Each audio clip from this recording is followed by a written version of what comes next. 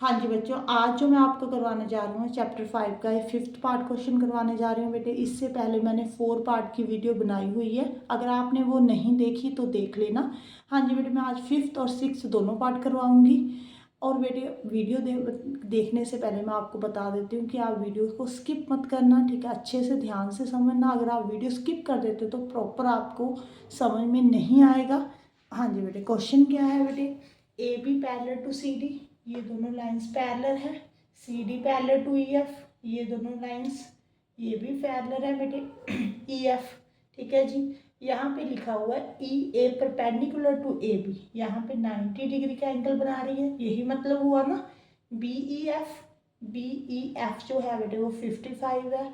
आपने एक्स और वाई की वैल्यू फाइंड करनी है। आगे बढ़ते, यहाँ पे देखो बेटे, ये दोनों लाइनें देखो जो पैरेलल है। पहले आप थर्ड लाइन को भूल जाओ, अभी ये ट्रांसवर्सल है, ये 55 है, ये वाई है। अभी मैंने आपको पहले समझाया हुआ, कितने क्वेश्चन हमने किए हैं, वहाँ पे मैंने क्या बोला था कि अगर दो लाइंस पैरेलल हैं, ये ट्रांसवर्सल लाइन है, तो इंटीरियर एंगल का जो सम होता है वो 180 होता है। बताया था ना, y प्लस 55 जो होगा बेटे 180 होगा, ठीक है जी। y कितना होगा 180 माइनस 55, यहाँ पे इसको में से इसको कट कर दो बेटे, 35 आ गया, 135, ठीक है जी। y तो फाइंड हो गया। अब अगर मैं ये थर्ड लाइन भी ड्रॉ कर दूँ तो ये वाले एंगल कौन से बन रहे हैं, ये अब फर्स्ट वाली लाइन अभी भूल जाओ। हाँ जी, ये दोनों एंगल कौन से बन रहे हैं, ये लाइन के नीचे है, ये भी लाइन के नीचे है, तो सेम डायरेक्शन में है, तो कौन से एंगल हुए, कॉरस्पॉन्डिंग एंगल हुए ना बेटे। x is equal to Y, corresponding angle, ठीक है जी। अगर y 135 है तो x भी कितना होगा 135 होगा। देखो क्वेश्चन मुश्किल था, इजी था ना। आगे देखो 6 क्वेश्चन समझाती हूँ। हाँ जी बेटे, अब क्वेश्चन नंबर 6 करते हैं। यहाँ पे देखो, आपने कौन सा एंगल फाइंड करना है, NOP फाइंड करना है बेटे। ये रहा NOP, ये वाला एंगल फाइंड करने को बोल रहे हैं। आगे देखो हिंट दिया हुआ बेटे, lines parallel to LM and PQ, ये LM है, ये PQ है, ये दोनों लाइंस पैरेलल हैं। Through the point N and O, आपने इनके पैरेलल मीन्स N में से एक लाइन ड्रॉ करनी है, O में से। यहाँ पे ना आपको थोड़ी सी कंस्ट्रक्शन करनी पड़ेगी बेटे। N पॉइंट और O पॉइंट में आपने एक एक लाइन ड्रॉ करनी है, वो पैरेलल होनी चाहिए LM के, ये वाली PQ के पैरेलल होनी चाहिए, ठीक है जी। आप इसको नेम दे दो बेटे AB, और इसको दे दो बेटे CD, ठीक है जी।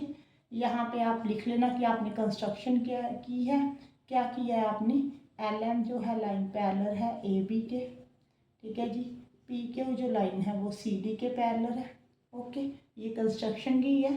अब आप ना ऐसे देखो, अगर मैं यहाँ पे एक लाइन ड्रॉ कर रही हूँ, आपके पास 2 एंगल हो गए ना, ये है, एक इस तरफ है, इसको 1 मान लो, इसको 2 मान लो बेटे, ठीक है जी।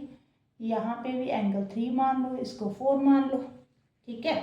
अब देखो, अगर यहाँ पे आपने इन दोनों लाइंस को पैरेलल ड्रॉ किया है, तो ये वाला एंगल क्या बन रहा है, ये देखो ऐसे, कौन सा एंगल बन रहा है, अल्टरनेटिव इंटीरियर एंगल। ऐसे ही पढ़ा है ना आपने, जेड बन रहा होता है, तो 1 इज इक्वल टू 40, रीजन लिख देना अल्टरनेटिव इंटीरियर एंगल, ओके बेटे, क्लियर। 1 एंगल तो 40 आ गया, ओके। अब देखो, जो ये वाला एंगल बन रहा है, ये कैसा बन रहा है बेटे, ये देखो ऐसे बन रहा है ना।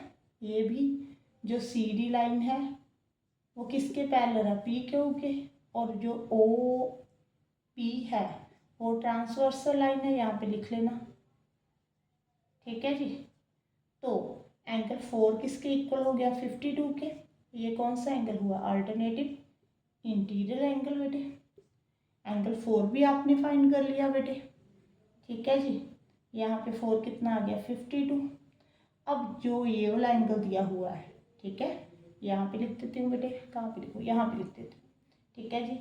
MNO वो आपको दिया हुआ 96, ये वाला एंगल, ये ऐसे बन रहा है बेटे, M है, N है, ओ है, आपने यहाँ पे लाइन कंस्ट्रक्ट की हुई है, यहाँ पे 1 एंगल बन रहा है, ये 2 बन रहा है। ठीक है जी, ये पूरा एंगल जो है वो 96 बन रहा है बेटे। ठीक है, अगर आप 1 और 2 को ऐड करोगे तो 96 के इक्वल आना चाहिए, क्योंकि दोनों एंगल को ऐड कर कर MNO बन रहा है बेटे। क्लियर है। अब 1 एंगल कितना है 40, तो 2 एंगल कितना होगा 96 में से 40 को कट कर दो बेटे, कितना आ जाएगा 56। एंगल 2 कितना आ गया बेटे 56। ओके, अब एंगल 2 और 3 ये भी दोनों इक्वल हैं, ये देखो जेड बन रहा है, angle 2 is equal to 3। Reason alternative interior angle है। ओके, एंगल 3 कितना हो गया बेटे 56। अब 3 भी फाइंड कर लिया बेटे, 4 भी आपने फाइंड कर लिया। ठीक है जी, 4 कितना था यहाँ पे 52 था। ठीक है, अब आपने फाइंड क्या करना है, एंगल कौन सा फाइंड करना था NOP। जो एंगल NOP है वो किन दो एंगल्स को ऐड कर बन रहा है, एंगल 3 और 4 को। ये देखो NOP ऐसे ही बन रहा है ना बेटे, इन 2 एंगल्स को ऐड कर बन रहा है। ठीक है, इसको नेम दिया हुआ है A एंगल। ठीक है, अब एंगल 3 कितना है 56, 4 कितना है बेटे 52, दोनों को ऐड कर दो 108 डिग्री एंगल आ गया। जो A एंगल है वो किसके इक्वल आ गया 108 के। A को आप NOP भी बोल सकते हो एंगल। ठीक है, सेम बात है। हाँ जी बेटे, कॉन्सेप्ट समझने की कोशिश करना।